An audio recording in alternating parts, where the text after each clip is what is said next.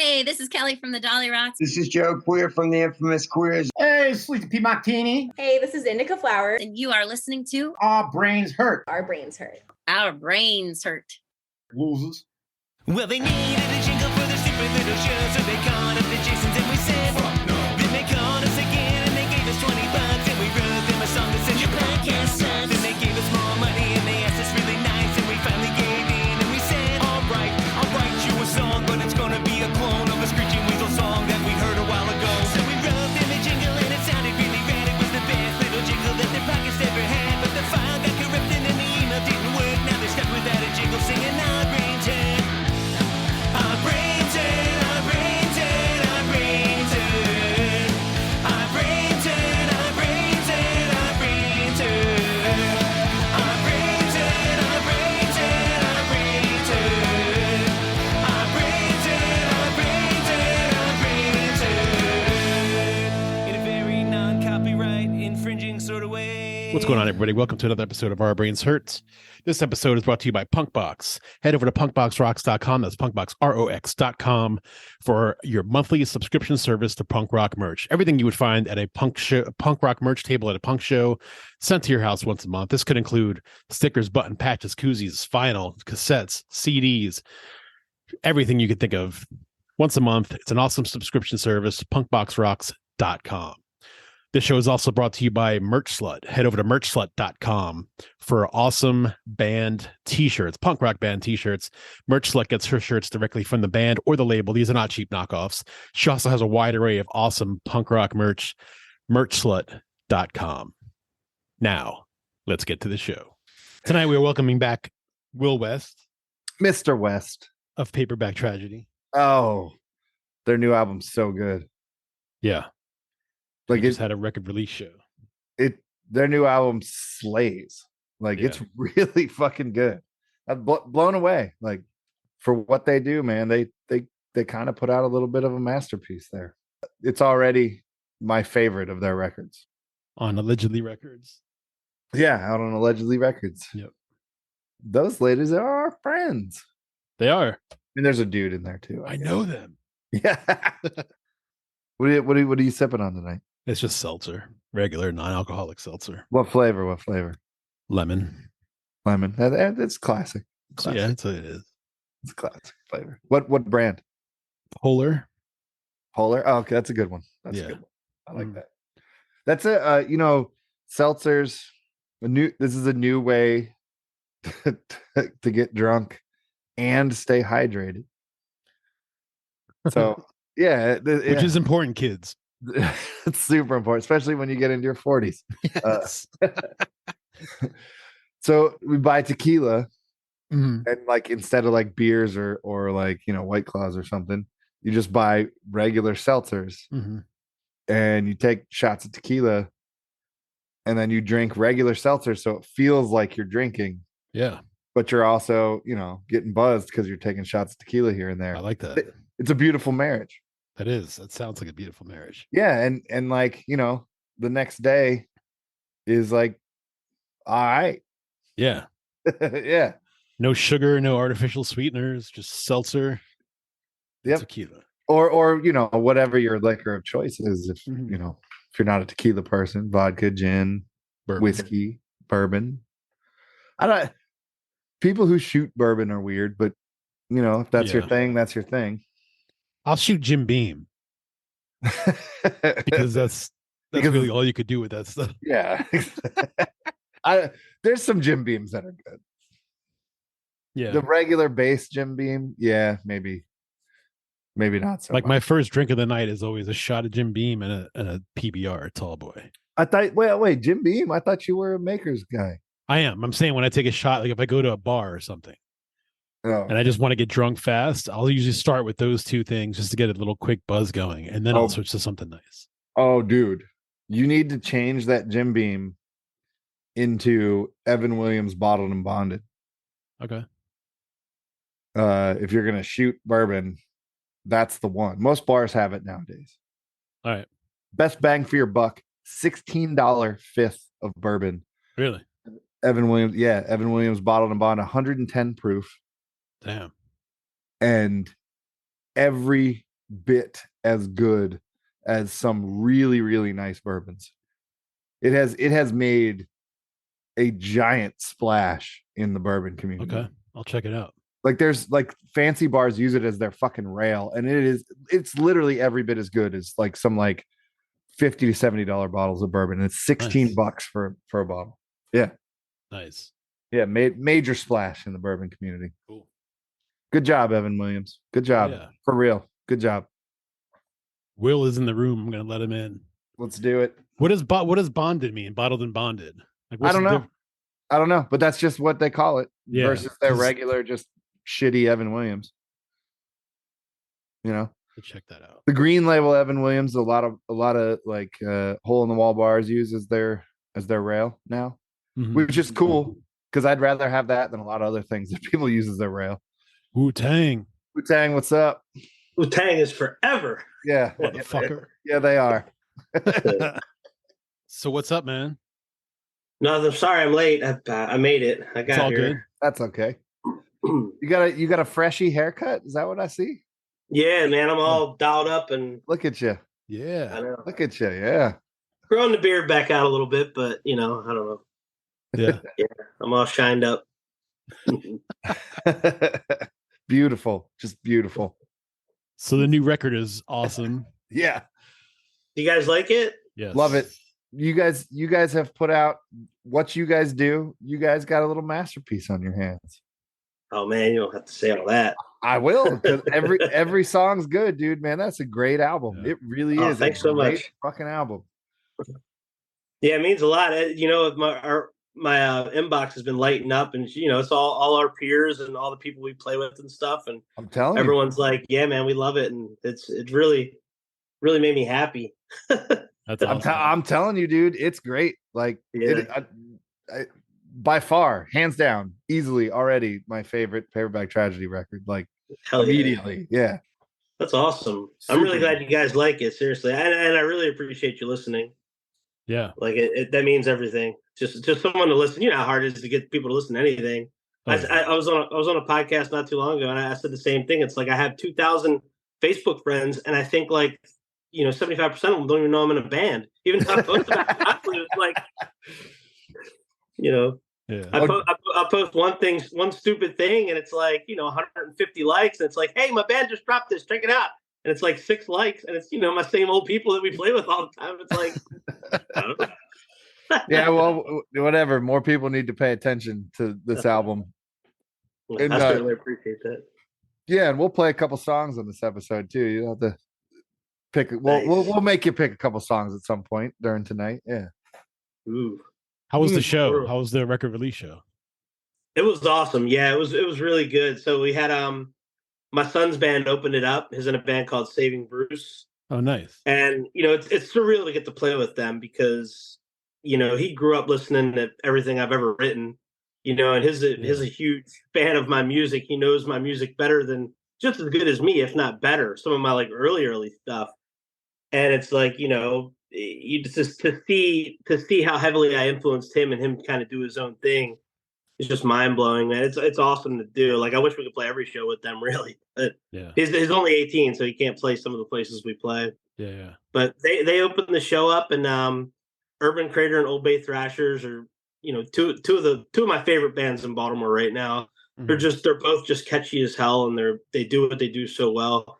And the other band was Radiation Puppy, who's a band we used to play with back in 2004, 2005, and they're a little more on the alternative side, but their songs are just so catchy. And Chris and Mandy, when they sing together, they make me melt. So it was kind of a dream lineup for me, having all those people together. It was a band from the past that we used to play with all the time, and then 2 bands from the now, and then a band from the future, Mo, and just kind of bringing them all together. It was pretty wild.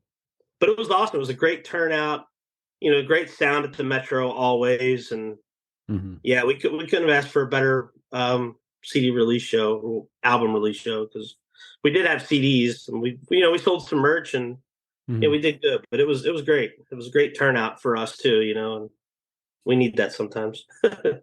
That's cool. We play enough, Thursday nights where there's 6 people in the place. Yeah. I think the final count through the door was 92. Oh, You know, nice. with Hell yeah. with all Hell the with all the bands and stuff, it was well over 100 and some people. So it was it was probably 3/4 of the way packed. So it was awesome. Cool. Definitely one we'll remember. Your son's a good kid, man. I had like about a 10-minute conversation with him the last time you played one of our shows. He came down with you. He's a good kid. Oh yeah, he's good, man. He's that was the pie shop show we did. I think he was at. Yeah, he loves the pie shop, man. The one time when we opened up for Bad Cop, he was I took him in as my little guitar tech, so he was like, we were hanging out with Bad Cop, and Awesome. talking to Stacy and Jenny, and like he was like his mind was blown. He was just like, oh, wow. But I was like, all right, grab that head, grab that guitar, come on. That's cool. He did all my heavy lifting. Awesome. So he play guitar and sing too? Yeah, he plays guitar and sings. He actually plays like a lot of like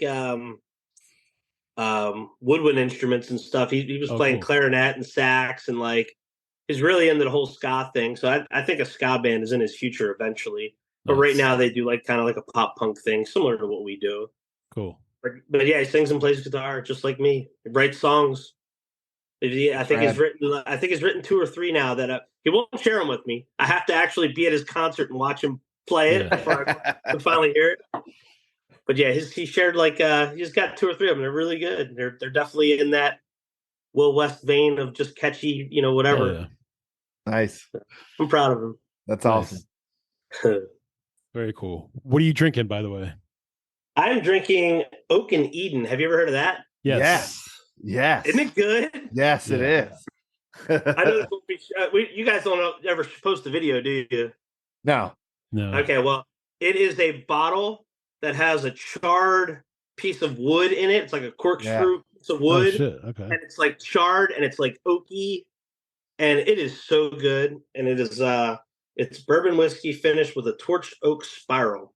I'm a fan, dude. Oak and Eden's good. I like it. Yeah. Oh, I love it, man. It's like and I think it's like, $50-$60 a bottle. It's not too bad. It's kind of like that, top shelf bourbon and whiskey. It's my sipping whiskey. I don't mix it with nothing. I just sip on it. Mm-hmm. It's like mid top shelf. It's good stuff. Yeah, exactly. Yeah, it's like affordable. It's not $100, it's like yeah. It's good, great sipping bourbon. Good stuff. We were talking about Evan Williams before you came on. What do you know what bottled and bonded means? What the difference is between that and regular bourbon? First off, have you had Evan Williams bottled and bonded? I have, yeah. Evan Williams is normally like a rail whiskey kind of thing, I think, isn't it? Yeah. Correct, but the bottled and bonded like made some waves in the bourbon world because it's a cheap bottle that goes up against expensive bottles, and like there have been it has fooled. Maybe fooled's the wrong word. They did a good thing and made a really good bourbon cheap. Wow. Yeah. It has made some like professional like people in the bourbon tasting world like bat their eyes a little bit at a $16 bottle of bourbon. Yeah. Oh, nice. Yeah. When I first started out with like drinking whiskey and bourbon, like I was a huge Crown Royal fan. Like I loved Crown Royal, and I realized that it's Canadian Club is like really similar, and it's like you get like a half gallon for like $9, and I was like, I'm buying these bottles of Crown Royal at $35 a pop, and I'm like, man, it's good, but it's like expensive. And it's like I tried Canadian Club. I was at a bar, we were at a show or something, and I said, can I get a Crown and Coke? They were like, we don't have Crown. Would you like Canadian Club? I was like, sure. Is it similar? She's like, yeah, it's all blended whiskey. And I tasted it, and I was like, I can't really tell the difference. This is good. And I went to the liquor store and looked. I was like, maybe I'll get a bottle of Canadian Club and try it out. It was like a half gallon for like $9.99. I was like, holy shit. Tastes the same. Yep. Yeah, you can't trust those Canadian bourbon makers. Oh, yeah. Or not bourbon makers, whiskey makers. You can't trust them. I know. That was good. They could easily put that stuff in a regular Crown bottle, and I would have never known. $35. All right, so bottled. So when the difference between straight and then bottled and bonded is that bonded has to be made in only one distillation season, either from January to June or July to December, by one distiller at a single production facility. Must be aged for a minimum of 4 years. Yeah. The entirety of that duration must take place in a federally bonded warehouse. So see that I'm telling you, Evan Williams tried to make a cheap, good bottle of bourbon, and they fucking succeeded. They succeeded. But does any of that shit actually do anything or change the flavor? I don't know. Yeah. It says, well, it must be bottled at a minimum of 50% of 100 proof. Okay. It does. Yeah, I mean, this is like weird. So the regular stuff only has to be, for it to be bourbon, it only has to be aged for 2 years, but the bonded has to be aged for 4. Okay. So, Gotcha. and then the alcohol content has to be 20 proof higher. Evan Williams bottled and bonded is the perfect cheap bourbon for like a cocktail bar that's like pumping out like old fashions, like trying to do good old fashions, but also trying to pump them out quickly. Yeah, Evan Williams bottle. That's what most bars that do stuff like that nowadays use Evan Williams bottled and bonded for, because it tastes fucking amazing for a cheap bourbon. It's crazy. Like Old Crow used to be the one for like rail good bourbon. Yeah, cheap rail good bourbon. Old Crow, but Evan Williams bottled and bonded has taken that over everywhere. Well, do you remember the rail version of Jack Daniels? That was Kentucky Gentleman. Yeah. Oh yeah. Kentucky Gentleman. Yeah. At the sidebar, I lived off of Kentucky Gentlemen's and Cokes, because there was like that was the rail whiskey. That was the cheap rail whiskey. I'll just wait for the sidebar to come back. It's coming back. I know, man. Yeah, it's coming. It's coming. I can't imagine the floor is still going to smell like sewer. What I've heard is that the floor is what is taking so long there. Well, they gutted everything. Yeah, and they're really trying to redo the floor into like a thing that doesn't have to have drains in it. Yeah, right. That was my favorite part about the sidebar. I think Rachel's going to try to put a lot of that stuff back there, like a lot of the walls and stuff, and like some of the stuff with all the stickers on it and stuff like that. Yeah. I think she just wants to get rid of all the mold and fix all the problems. And it's an old building. God, that's a project. Well, legally they would have to get rid of all the mold. Yeah, exactly. Although I'm gonna miss the drains in the floor. I really will. That was my favorite part about the sidebar. I remember the first time I ever went there, me being like, "Oh man, a punk rock club with just a small one with the bar in the same room as the floor and the stage." I was like, "Man, drains in the floor. That's brilliant." come to find out, not that brilliant, Matt. Just that's just how it was. The first time I went there, man, was like probably 99. That might have been my first time. It was hit 99, 2000, somewhere right in there. Yeah, because I was in a band back then, and we played our first show like at a real place was at the sidebar. I'm pretty sure. Where the brass. I think ours was How Daddy's. Do you remember How Daddy's? No, I don't remember that. It was on Haven Street in like Highlandtown. Okay. But yeah, man, that place is legendary too. Yeah. Rumor has it he like burned the place down to collect the insurance money. But yeah, we played the Brass Monkey all the time. Oh, yeah, I remember the Brass Monkey. Yeah. We had some good times there too back in the day. Would that be the first place you ever played a show, Will? Is that what you? No, it was the first like punk club. Like I think when we first went into How Daddy, so it's like the bar was upstairs and then the basement was where the shows were. And there was a PA system, but the volume was set at one level and there was a mic cable.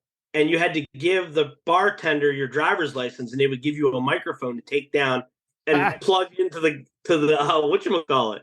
You had to bring your own mic stand and everything. And it was one of the first times we ever played there, though. It's like, one of those deals where everybody was upstairs drinking because that's where the bar was. You literally go down to this basement. There was a stage. It was like an empty floor. And I remember we got up there and we started playing and it was like nobody there. And by the time we finished our first song, everybody from upstairs heard the music and came down, and then watched us. And when we looked up before we were done our first song, the place was like packed out. It was like unbelievable. And then it was scary because at first it was just like, we'll just play. We'll treat it like a practice. But I didn't realize like that's what people did in the scene. They hung out at the bar. Once the music started, they went to see the artist. It was like our Yeah. first time playing at like a punk rock venue or anything like that. So yeah, my mind was blown. The first time we played there, I was like, wow, this is what it's like. And then I was kind of hooked from there. What But yeah, what year you think that was? that was probably 2000. No, you know what? It was probably 2001 because Clay was in the band. We were doing a band called Brat at the time. And our original drummer only lasted a year. And then we met Clay and he joined the band. So yeah, it was me, Clay, and Frog. And it was one of our like first gigs out as Brat. Yeah. Yeah, it was a long time ago. Jeez, that was holy shit. That was over 20 years ago. Yeah. Yep. Yeah. We're getting old. Yeah, man. Holy shit. Yep. 20 years Yeah. ago. Yeah.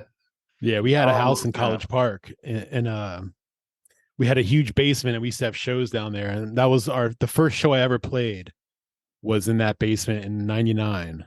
And I remember being so fucking nervous. I got completely wasted, and we started our set, and my bass wasn't plugged. It wasn't plugged in to the amp. Like the cord wasn't plugged in, and I was like, dude, my bass is broken. And I'm looking at it, I'm like fucking with the amp, and the singer Jeff is like, dude, your fucking cord is laying on the floor. But yeah, but I'm pretty sure the first nervous will do that. I know. Yeah. Man. Being nervous and being completely wasted. Yeah. Not a good combo. Yeah, both will do that. Yeah.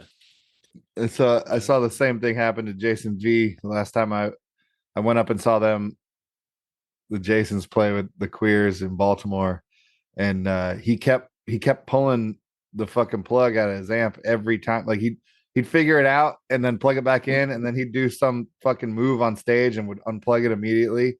Oh my god, it's the worst. And it was like over and over and over for their whole fucking set, and like it was hilarious. And I kept trying to give him hand signals, but he kept not looking at me. Yeah. I got a good story too. There was one time we were playing up in Frostburg with my buddy Adam's band, Stupid Cow, and I think they're called Biff nowadays. But they were scheduled to go on after us, and we played our set, and then they went on, and it's like he couldn't get any sound out of his guitar. He was it's a big party town, so we were all completely hammered. We're all wasted. And he's just like strumming at this guitar, and nothing's coming out. And like the door guy's like, "We gotta go, guys. We gotta go. We gotta get moving. What's going on?" His guitar's not working. We can't figure it out. So I'm behind the amp with my phone flashlight, trying to figure it out, making sure the speaker's hooked up. And then all of a sudden, I go around the front of his guitar, turn his volume up, and it's like, I was like, "Oh my god!" But that's what like being wasted will do to you, man. Because we were all hammered when we went up there. Man, that was a good time. Those were some good shows up at Duncan's in Frostburg. But yeah, that's what, like, you know, and we had a sense of urgency too. We're like, we got to figure this out. You guys got to start. We got to go. The people are waiting. People are standing there looking like, what's going on? Yeah. So you feel that sense of urgency, and you're also hammered, trying to like logically get through something. And it's like the volume was down the whole time. That's fun.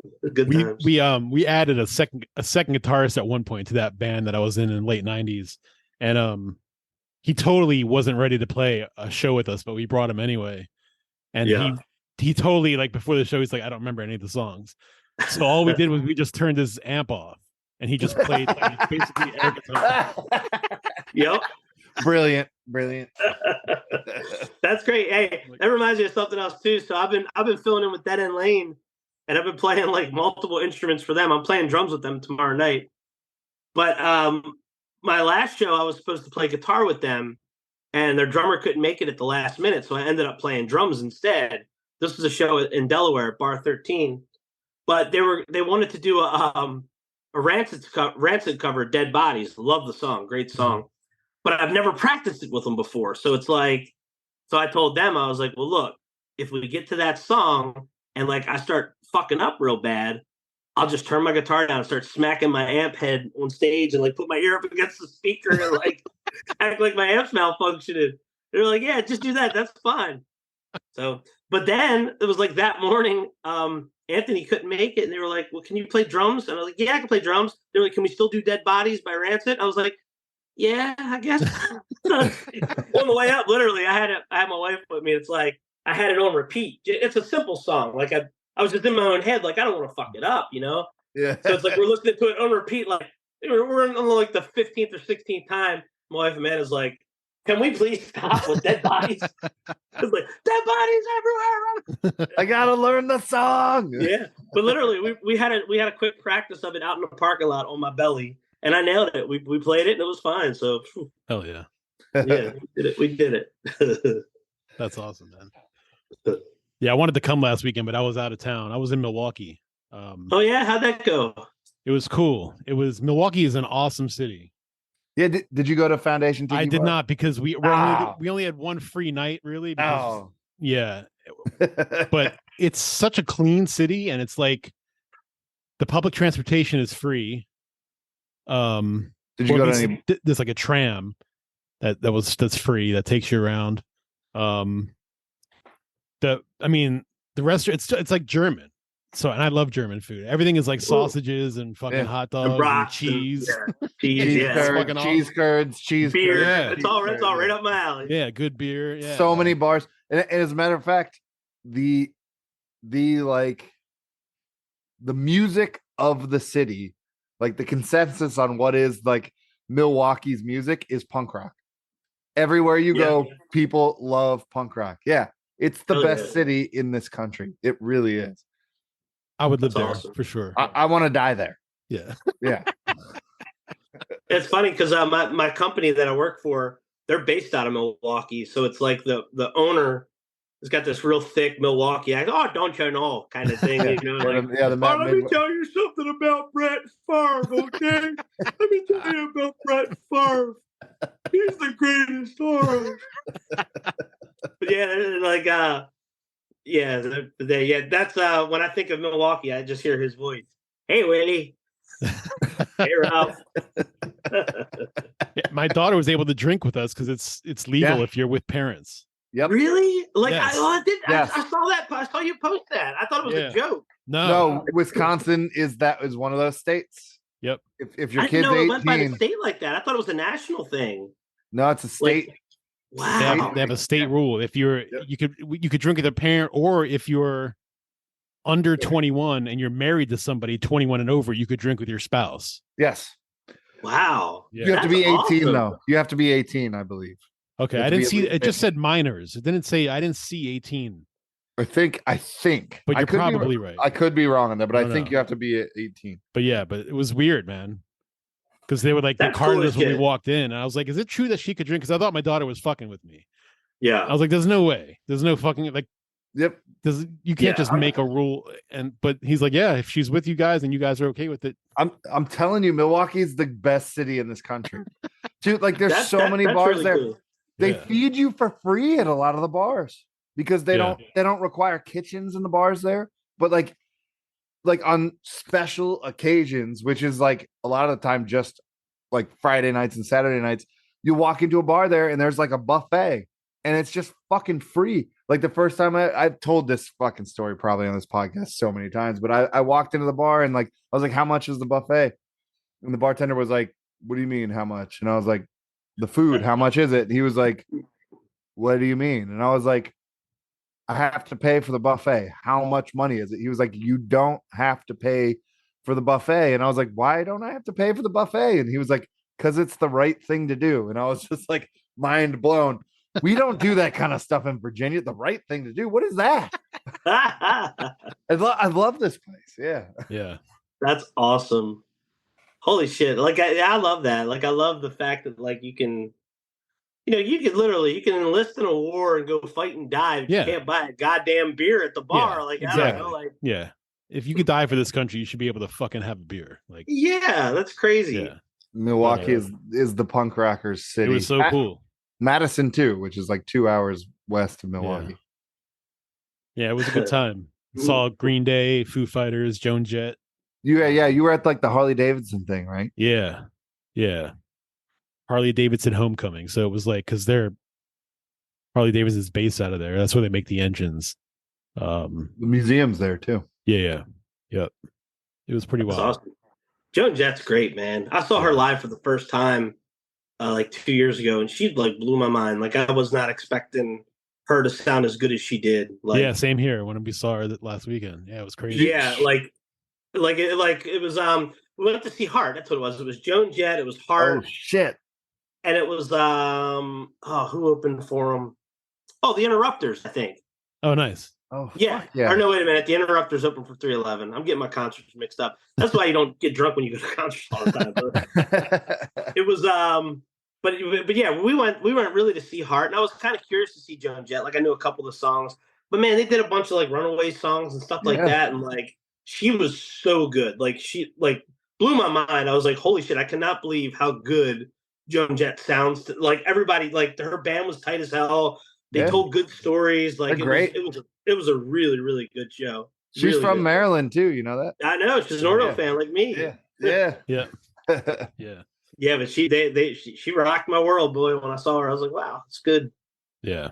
It's good stuff. Yeah, Foo Fighters are pretty cool. I mean, Foo Fighters is like just a conglomerate of punk rockers and Dave Grohl. Yeah. Who I mean, you know, he's a punk rocker too. yeah, totally. I mean, yeah. his first like major band was Scream, which was a Discord band from DC. So like, right. Yeah, he's funny too. Like between songs and shit, he's a funny dude. Yeah, I like him, man. When Taylor Hawkins died, like I felt so bad for Dave Grohl. It was like I found myself like I was sad to see Taylor pass away, but I was like, man, I feel really bad for Dave Grohl because it's like it's such a personable guy. Like when you see him in interviews and stuff like that, you feel like you know him. And it's like I don't want him to go through this heartache again, like losing a bandmate, and like I felt really bad for him. And I was like, wow, I wish I could like talk to him and say, hey, man, I'm really sorry. Yeah. Because give him a hug. he gives that kind of aura and he's got that kind of persona where it's like you feel like you know him. I felt like he was my friend. I was like, man, I gotta call Dave and like tell him I'm sorry. I'm sorry. I saw them once and one time only back in '97 in DC, and it was on the Color and the Shape tour, like when they did that. Mm-hmm. And the band that opened for him was a band called Talk Show, and it was basically Stone Temple Pilots without Scott Weiland.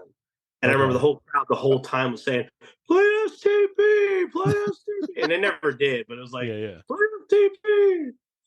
But yeah, that was a great show. It was somewhere in DC. It might have been 930 or it was Nation or one of those old. Yeah. That's where it would have been back in the day, either at 930 or Nation. Yeah. Yeah, man. I think it was the Capitol Ballroom, maybe. Yeah, before Nation. Yeah. Same place as Nation. That became Nation, right? Okay. Yep. Yeah, I think it was the Capitol Ballroom. Yeah. That was when it was still a very dangerous neighborhood. Yeah. Well, it's not dangerous anymore. I know. Yeah. Everything there was leveled, and now it's all nice and shit. Yeah. Crazy. Is that near the 930 Club? No. It's across the city. Yeah. I'm horrible with my geography. I know we played the Velvet Lounge once. It's right around the corner from 930 Club, isn't it? Yeah, it's only a few blocks. We played Velvet Lounge a few times in that first band I was in. Man, that was a weird place too. Yeah, it was like the straight up the stairs. It was good sound though, from what I remember. Yeah, I think we played with Auto Minds maybe when we played there. When did you play there? Oh, it's not still around, is it? No, I played there with Clockbreaker, so it would have been. It would have been at least before 2018, probably 2016. Velvet Lounge was a COVID casualty. Oh, was it? Oh, really? Yeah. R.I.P. Yeah, man. I think it was a COVID casualty. I was surprised it lasted that long. It may have shut down before COVID, to be honest with you. But it doesn't exist anymore. Yeah. It was a cool little spot. Someone, my friend Sean, Sean Rafferty, he plays for Luxury Teeth, and he played for Rebel Evans. Rebel Evans and the Ailments. Yeah. He played drums for that band. Every band I've ever been in, I've been in. Like Sean's been in the band as well. Oh, nice. Yeah, he played drums for Shorty. That was our band back in the 90s. And when we played the Velvet Lounge, somebody stole his car and brought it back. Holy shit. We just needed it for a little bit. It was parked like a block and a half away from where he left it. It was emergency. And it was like some shit taken out of it, but like they stole it and they drove it and they just brought it. It said, fuck this car. Hell Get yeah. back. No, thank you. Yeah. We got in it and we drove it, and no, thank you, not for us. We took the gum in your cup holder and Yep. some change, and And your easy your pass. yeah, and your easy pass. You're We just didn't want to walk to Yeah. the 7-Eleven right there. So, yeah, man. It's crazy. It was nice of them to bring it all the way back. I mean, they could have just dumped it somewhere. I know. Yeah. Yeah, man. That in DC, that was like one of very few small spots back in the day that you could play. Yeah. Velvet Lounge. It was tough getting into the Black Cat. Yeah, we've never played Black Cat. Yeah, We I've still never haven't played Black played it. Cat. Yeah. Saw Lagwagon there though. Oh, I got a funny story about that. So there's the there's this like meat place like right near it. Uh-huh. Did you guys know of this place? It's a meat place, like a butcher or like a Yeah, no, like you get like pit sandwiches and beef sandwiches Okay. and like I forget the name of it, man, but the food's really good. So get this. So we went down to see Lagwagon. This is a few years back. It was me and my guitar player Craig. And Craig was like, "Hey, I think it's called like Black Pig or something. I don't know. Okay. I can't remember what it's called, but anyway, he was like, I got to tell you about this place. It's like right up the street from the Black Cat. They got the best food, the best sandwiches. It's like pit beef and ham and turkey. And I'm like, yeah, man, I'm in. Let's do it. And he was like, all right, let's go. We'll go to the show and see what time Lagwagon gets done and see if they're still open, kind of thing. So, we go to the show and it was awesome. It ended like around 10:30. It ended early.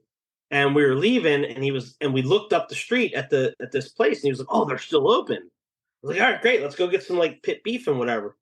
So we go walking up there, and Craig's like really assertive. He just like muscles through places, and it's like, "Fuck, you don't want to ask?" And it's like, "No, I just follow. I just hold on to his shirt tail, like, go ahead, lead the way."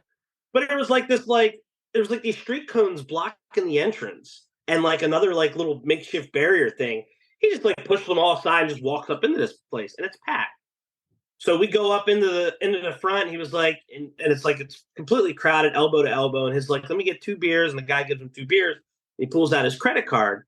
And the guy's like, "What's this?" And he was like, "To pay for the beers." He was like, "The beers are free." He's like, "Oh, okay. Well, can we order some food?" And he was like, "Well, it's buffet style. It's all out there." We go look, and we're like, "All right." So we make these big ass sandwiches, and we got these free beers. And I'm like, "Why are they free?" And he's like, "I don't know. Fuck it. I'm not going to ask. Let's just eat." So we sit down and eat. And then all of a sudden, this guy stands up and starts giving a speech to all his employees. This was the year-end work party of the fucking the people that work there. And we're just sitting at this fucking table with our beers and these little pit sandwiches and some fucking coleslaw. And we're just eating. We're clapping for people.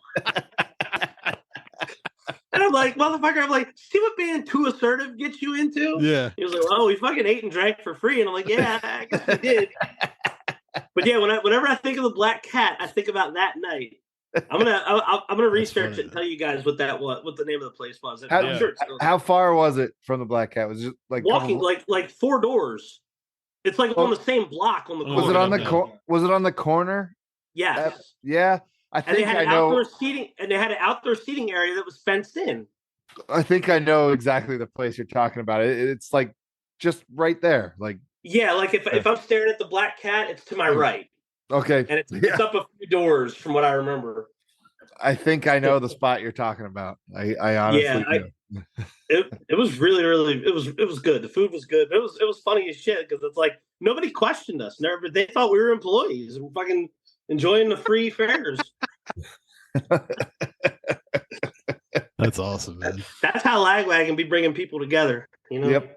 I may have been at that show actually. I'm pretty sure I was.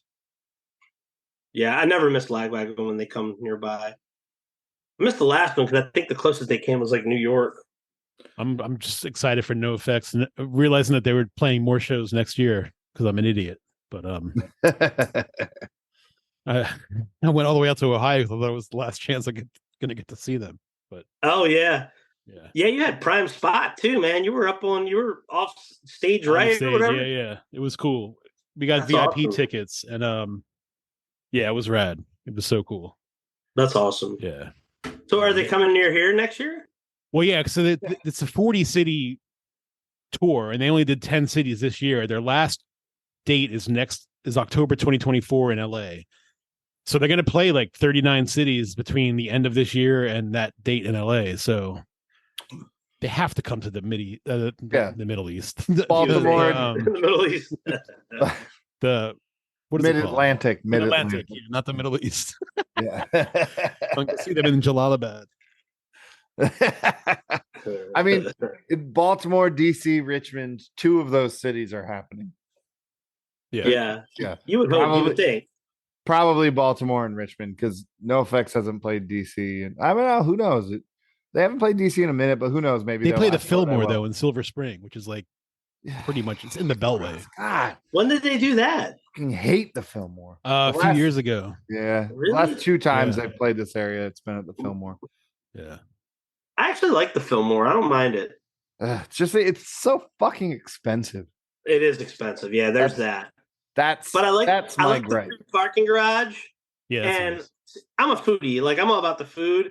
There's this cute little tapas restaurant. Like I've 3 been doors there. down. Oh, their food's incredible. I love tapas. So good. Yeah.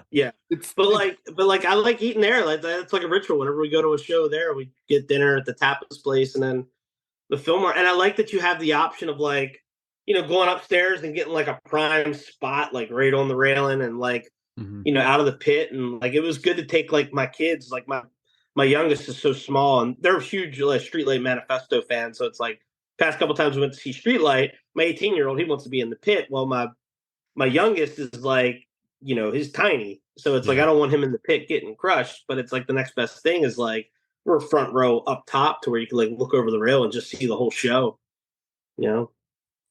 I like the Fillmore. Yeah, I saw the But specials. you're right. They are expensive. Drinks are expensive. Yeah. So They need- everything is. You know what they need? They need Kentucky Gentlemen. That's right. They need Canadian Club. They would overcharge for it. They would. They definitely would. Yeah. Now, what you do, you'd order some Evan Williams, and they would tell you, "Well, but this is bonded." Yeah. You're Triple the gonna pay price. more for the bond. Like, bitch, I know that's a $16 bottle. Don't try to play me like that, motherfucker. Yeah, when we were at the No Effect show, we were buying like Modelo's for like $10 a can. Like, fuck. And then Yeah. like after the show one night, we went to the liquor store and bought a 12-pack for $10. Yeah, but goddamn. Like, motherfucker. I hate places that try. I know. Oh, a 16-ounce PBR is how much? 10. I know. Yeah, Fuck Yeah. you. yeah, You're lucky I don't smack you in teeth. I know. yeah. That's how like Natty Boh got so popular, and it's like you go to some places they're like 50-cent bows, and you're like great, and you go to other places it's like that'd be $5.50 for fucking Natty Boh. I know. What? That's like Yeah. Oriole Park. Oriole Park's the same way. It's like all their cans of beer are like $9 and $10, and it's like, but this is Natty Boh. yeah, sure. It's $9.50. No, I said, no, Natty Boh, the guy that winks at you on top of the building. This is like these are 50 cents. 1,000% profit on that can. Yeah, like I don't know how much profit you're making off of this. Come on. Yeah. Natty Boh. God damn. Yeah, man, it's crazy. No Effects will probably play outdoors though when they come around here. Where would that be, you think? Pier 6. Pier 6? Well, they call it But don't they have seating there? they do, which is weird, but there is a little like pit area. Okay. It's not very big. And we actually we went to Merriweather to see Weezer just recently. That's what I was going gonna to say. Maybe it's there. Well, they're set up the same as like Pier 6. Yeah, with the And seating. it's like you have this like kind of like area just in front of the stage, in between the stage and the seats. Yeah. But I think the area is a little smaller at Pier 6. But yeah, that's where people are like jumping around, like moshing and having fun. Everyone else is in the seats, which is kind of awkward because they just stand up. But I've seen a lot of punk shows there. I saw Pennywise there. I saw Suicidal Tendencies, Rancid. I saw Bad Religion Offspring. open for Blink-182 there. Which was Wow. really weird. Yeah. Yeah. Yeah, we just saw who was it? It was Rise Against. Descendants. Descendants played there with Rise Against. At Not too Merriweather? long ago. Yeah, no, at Pier 6. Oh, okay. Pier 6. It's called MeQ Pavilion now, but we always called it Pier 6. Okay, yeah. Forever. But that's like right on the Inner Harbor to where it's like you have the pavilion, you have the seats, you have the lawn, and you have literally Inner Harbor. Yeah. So it's like it's a cool spot on the water if they were going to play outside. This is all right. This is going to be way late in the podcast, but we got to play a couple fucking songs off your new record. Yes. Oh, Yeah. Sorry to interrupt.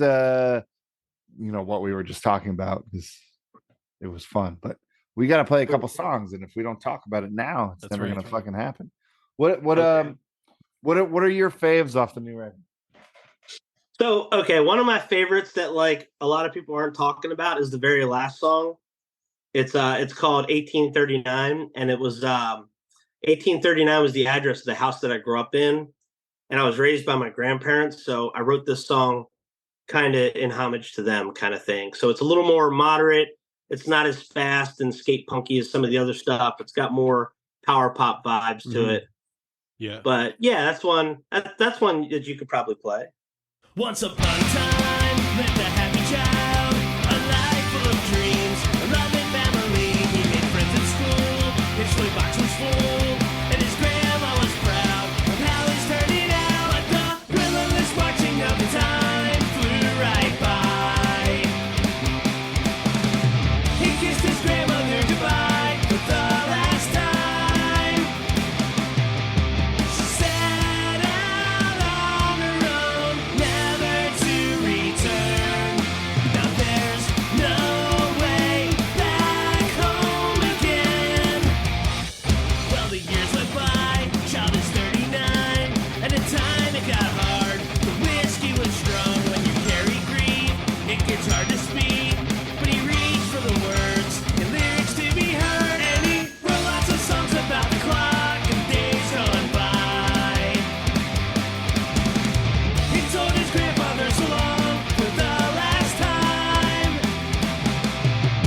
He set out on his own, never to return. 'Cause there's no way back home again. The clock's full speed ahead, never to reverse. 'Cause there's no way back home again.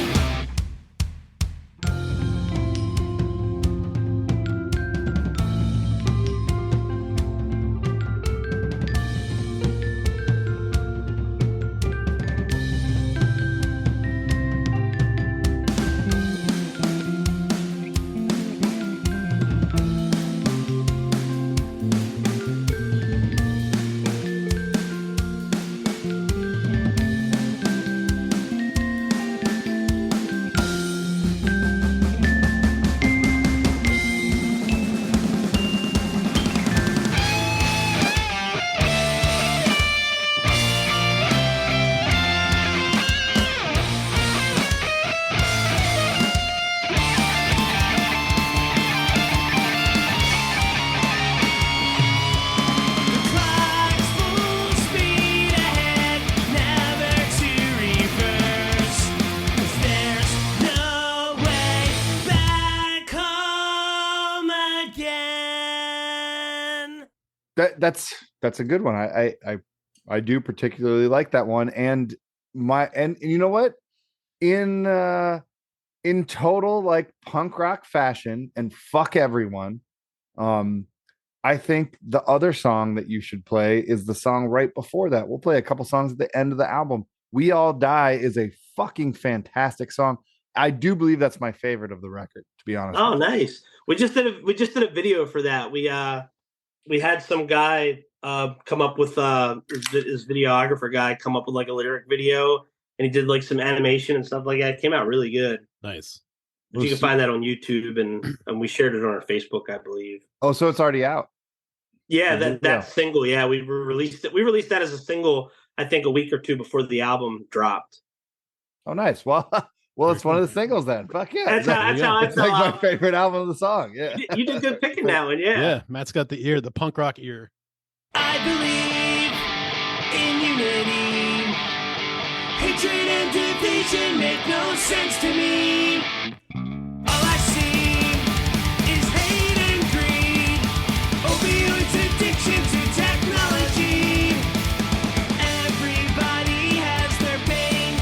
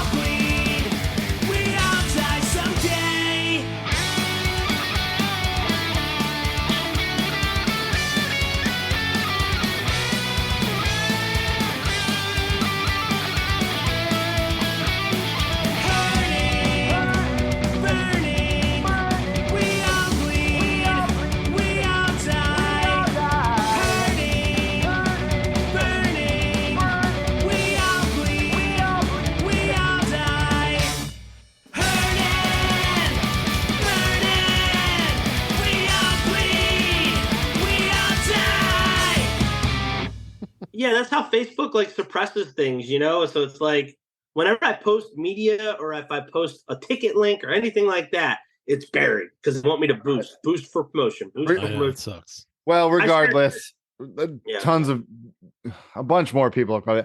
I'm terrible with fucking Facebook or social media. For a guy who's on a fucking podcast, I should probably do a lot more, but I really don't like It's annoying. social media and shit. Yeah, Like I've it's always annoying. been this way. I do it as much as I possibly can. It's a necessary evil. Yeah, it is. It is. Regardless, that is a great song. It really is. Thank you And so I've much. seen you play it live before. After hearing it on the album, I was like, oh yeah, this is one of the songs that caught my ear. Like, you know, seeing them live a couple times recently, at least. Yeah. Speaking of seeing them live, August 30th, Oh yeah, Yeah. Pie Shop, we got to talk about that Pie too. Shop, Belvedere. Belvedere, the amazing Belvedere. Yeah, And I call Idle Minds my life partners because they kind of are. Yeah. Chris Well, Joyce and the then, Idle Minds. well, this still is going to happen one day. Chris versus Chris on this podcast, which will be Will West versus Chris Joyce, but they will both be Chris Joyce. Yeah, We'll Chris both versus be Chris. Joyce, dude. Yeah. Oh, Chris. Did Chris Joyce just call in? Yeah, I'm actually here now. I'm at Will West's house. Oh, bro, I didn't even know you see you in the background. Yo, hey, Will West just fucking farted. Chris, shut the fuck up. Nah, dude, you did. It fucking stinks. There's zero difference between that Yeah, I and know. Chris's real voice. It's crazy how easy that comes along. It's like you see the one chick that does the voice for Bart Simpson, how easy she does it. Yeah, And it's crazy. That Chris Joyce is my Bart Simpson. Will sounds sometimes like in person when I've seen them do this together. I like it just hearing it. I think Will is Chris more than I think Chris is Chris. Will sounds like Chris more than he does a better Chris It's than true. Chris. It's true. Somehow. It's so true. I think when we were at Pie Shop last time, I think even his wife was falling for it. Yo, Linz, give me a drink. Yeah. What the fuck? You're not my husband. Yeah, it's gonna be so fun hanging out. Well, shit, I can't go to that show. I'm not gonna be Yeah, there. you're not. Ron's not going to be there. Red and I are rolling solo for that. Yeah. show. Fuck. Nice. Where are you going? I'm covering for my ops chief at work that week, so I can't take off. Do you work nights?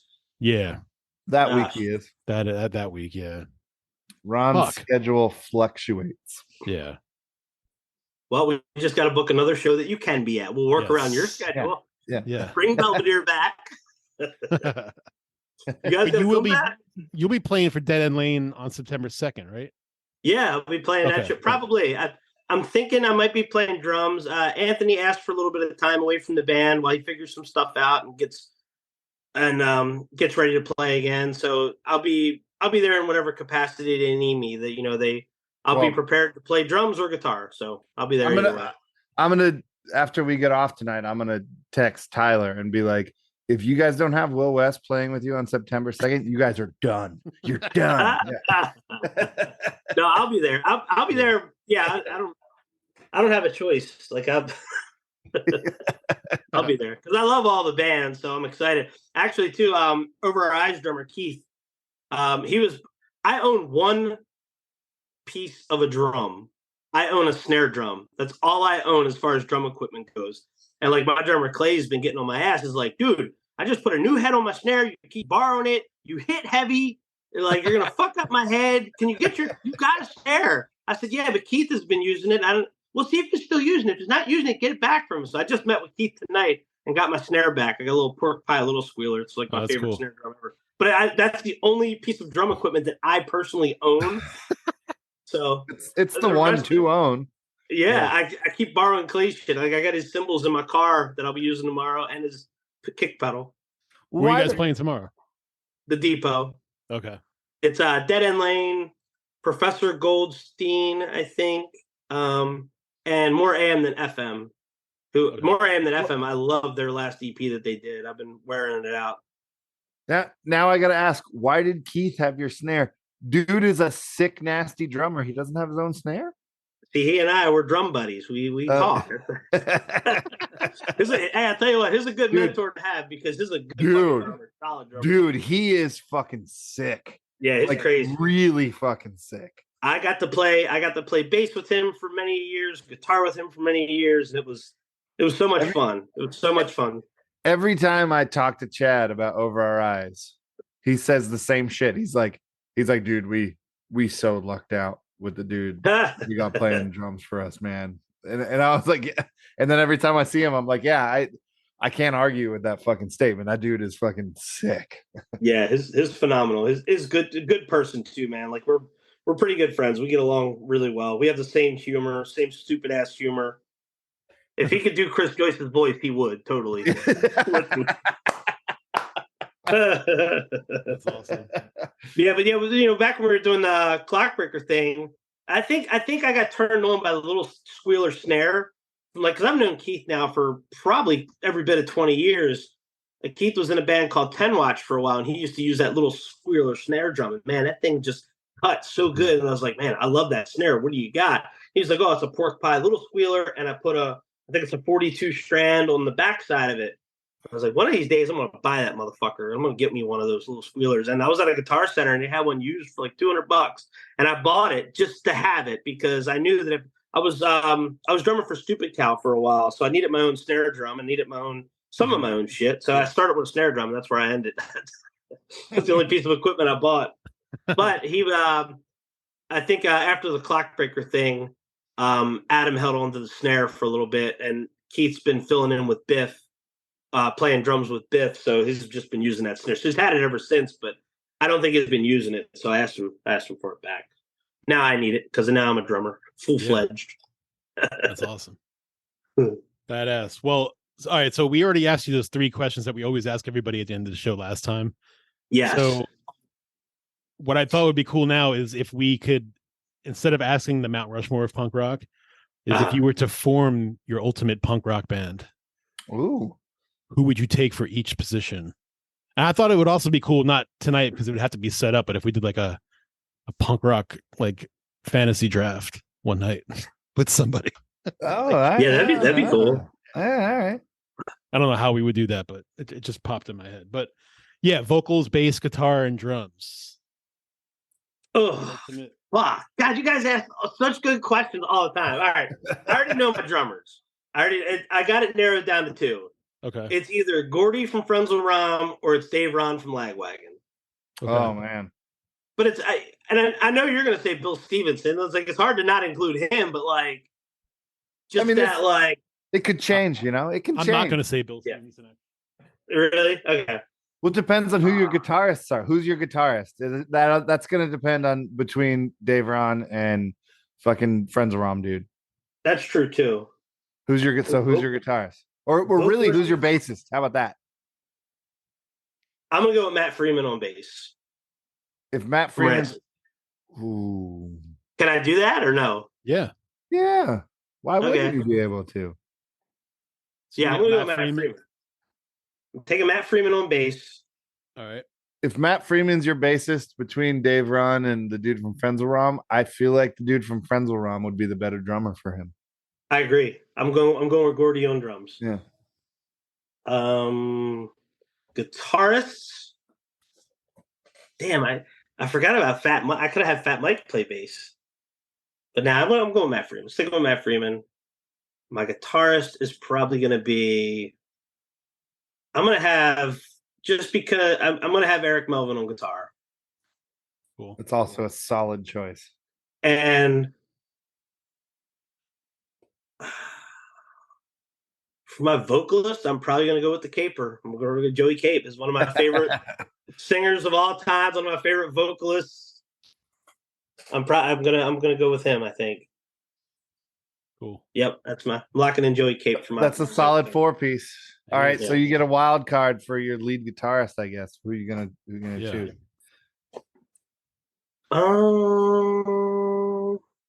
The backup musician if one of them dies the night before the show. That's a good question, man. Let me think about this. You know, it would help if like I could look in my phone at my music and be like, oh yeah. Because I know tomorrow, like I'm going to listen to this and I'm going to be like, I'm going to have like 5 other people that I could have said. Well, while you're thinking about that, Matt, what's your 4? Well, for like The all-star punk band. Yeah, everything I just did, huh? It's not easy, is it? And you can't pick any of mine. Yeah. All right. Well, drummer, I'm gonna go with freaking Jordan Burns. You know, Okay. Bassist, I'm gonna go with Matt Freeman's a really good choice. You can pick mine. I was only. But yeah, why? I don't think I'm gonna pick Matt Freeman. He's a really, really good choice, but I think I'm gonna go with Jay Bentley. Yeah. All right. Maybe my all-time favorite bassist. Guitarists. Man, this is I really want to pick. Guitarist is weird. I really want to pick 2. I just got my lead guitarist. It just popped into my head. Who is it? I'm not gonna tell you yet. I really want to pick 2 guitarists. Oh man, It could be a 5-piece. Yeah. Yeah, there's so many good ones out there. Well, my lead guitarist is going to be Rob Ramos from Strung Out. My rhythm guitarist, I think, is going to be Will West from Paperback Track. my rhythm guitarist is going to be Joe from Avail, and then I got to pick a front man. I would pick Chris Joyce from Idle Minds. Dude, really? A front man or a front woman, I guess. Fuck. This is the hardest one of it all for me. It is because yeah. Yeah, so now that you many. said woman, there's a couple that just popped in there. Mm-hmm. Oh, you know what? I'm gonna change my who did I say my rhythm guitarist was? Fuck. Oh, Joe from Avail. I'm changing my rhythm guitarist to Dan Precision or Dan Wiklinski, I think from is your how you t-shirt. pronounce it. Yeah, from 88 Fingers Louie. and the original Rise Against guitarist.